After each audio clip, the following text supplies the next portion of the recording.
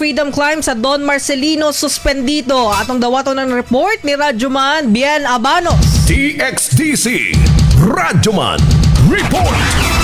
Yes, Radyoman Abi, Gibutyag karon sa Municipal Tourism Office sa Don Marcelino, Davao Occidental nga suspendido ang gikatakda nga Freedom Climb 2026.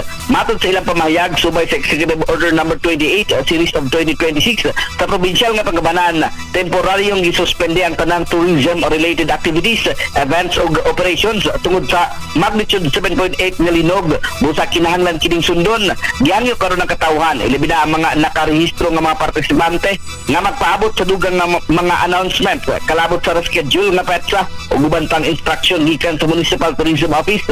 Nasiren nga ang Freedom Climb 2026 gikatakda unta nga himuon sa sitio Balupuan, North Lamidan, Don Marcelino, Davao Occidental gikan Hunyo 20 ngadto sa 21, 2026. Ini subay matod pa sa ika-128 National Independence Day celebration.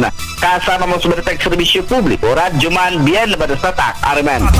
RMN.